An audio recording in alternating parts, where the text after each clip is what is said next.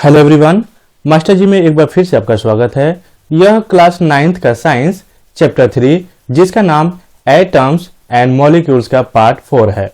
बच्चों, आज हम एक नए टॉपिक के ऊपर बात करेंगे, जो कि नए टॉपिक का नाम आपका कुछ इस तरह से देखिए यहाँ पर दे रखा है 3.5 molecular mass and mole concept.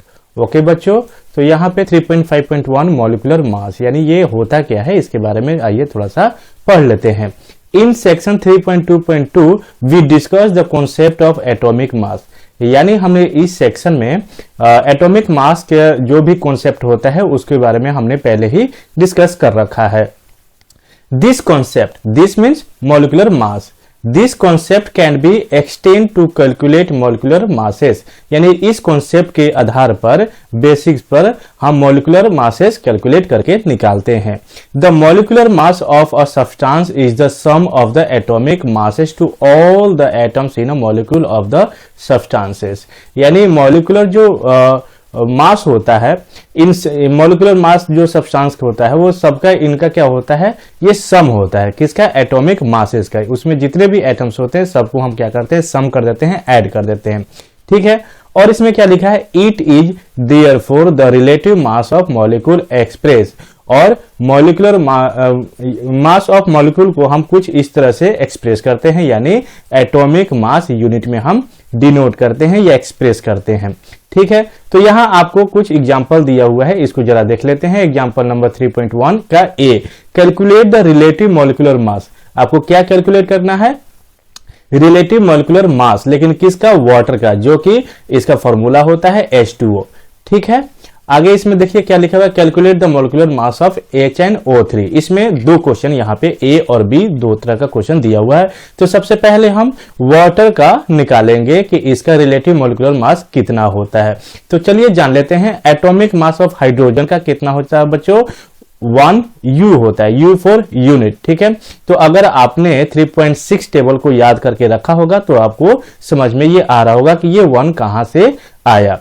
ठीक है, ऑक्सीजन का 16 होता है, यह भी आपने याद किया होगा। So the molecular mass of water which contains 2 atoms, यानी hydrogen and 1 atoms of oxygen. ठीक है, तो यहां पे देखिए क्या हो जाएगा, अगर हम H2O को लिखें तो H देखिए यहां पे लिखा हुआ है, H का कितना होता है। ठीक है, यानी H का अगर हम उसका मास लिखे तो 1 होता है। ठीक है, तो 1 इंटू हम यहां कर देंगे। ठीक है, जैसे यहां पे लिखा हुआ है। ठीक है, उसके बाद देखिए क्या लिखा हुआ है, 2 लिखा हुआ है, तो 2 हम यहां मल्टीप्लीकेशन करके 1 कर देंगे और प्लस 1 इंटू 16 कर देंगे। तो इन दोनों को अगर हम 2 1 2 हो गया, प्लस कर देंगे इधर 16। ठीक है, अगर हम 16 प्लस 2 करेंगे तो हमारे पास 18 यूनिट आ जाएगा। अगर इसका हम फॉर्मूले के ऊपर जाएंगे तो जैसे H2O यहाँ पे लिखा हुआ है, यानी H2O का हमें क्या निकालना है, मॉलिक्यूलर मास निकालना है। ठीक है, इसका तो हम H2O ऐसे लिखकर, और H का क्या होता है, इसका मास क्या होता है, 1 होता है। ठीक है, और ऑक्सीजन का 16 होता है। तो चलिए यहाँ पे H कितना दे रखा है, 2 दे रखा है। ठीक है, तो 2 इंटू 1 कर देंगे और फिर प्लस में यहाँ पे 1 इंटू 16 कर देंगे, क्योंकि ऑक्सीजन कितना दे रखा है, 1 ही दे रखा है, लेकिन इसका एटॉमिक मास कितना होता है, 16 होता है।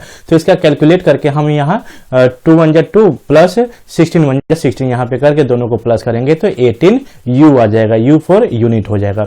ठीक, इसी तरह अगर हम क्वेश्चन बी अगर हम निकाले, यानी HNO3 का अगर मॉलिक्यूलर मास हम निकाले तो कुछ इस तरह से हो जाएगा, जो कि आपका यहाँ पे फॉर्मूला दे रखा है, the atomic mass of H plus the atomic mass of NH plus 3 into the atomic mass of O।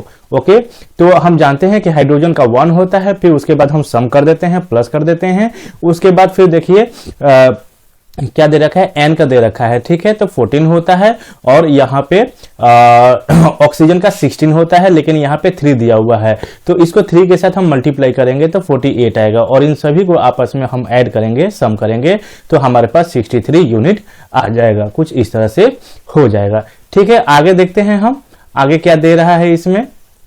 3.5.2 formula unit of mass. Okay, इसमें देखते हैं इसमें क्या दिया हुआ है। The formula unit of mass of a substance is sum of atomic masses of all atoms in a formula unit of a compound.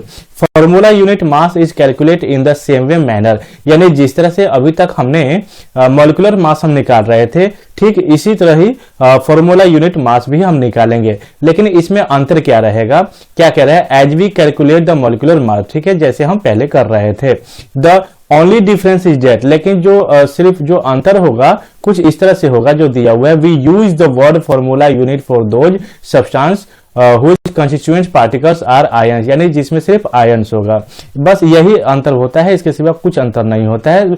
बाकी जो इसका फॉर्मूला यूज करने का तरीका या इसको सॉल्व करने का तरीका, इस तरह के क्वेश्चन को सेम ऊपर वाले की तरह ही होगा, ठीक है, यानी एटॉमिक मास जिस तरह से वैसे ही। For example sodium chloride as discussed above, जिस तरह से हमने सोडियम क्लोराइड को ऊपर में डिस्कस कर रखा था, जिसका फॉर्मूला होता है NaCl। Okay, its formula unit mass can be calculated as, यानी इसको हम कुछ इस तरह से कैलकुलेट कर सकते हैं। जैसे Na का कितना होता है तो सोडियम का तो हो जाएगा 23, तो इसको भी हम 1 से ही क्यों करते हैं, क्योंकि यहाँ पे सोडियम मेरे पास कितना है, एक ही है, ठीक है।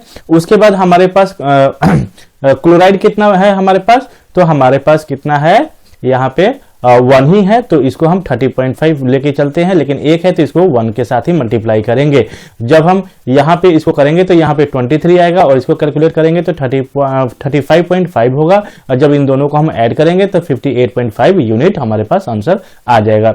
कुछ इसी तरह से अगर हम फॉर्मूला यूज करके CaCl2 का अगर हम लगाएं तो कुछ इस तरह से इसका भी ऐसे ही होगा, ठीक है। एटॉमिक मास ऑफ, यहाँ पे देखिए दे रखा है,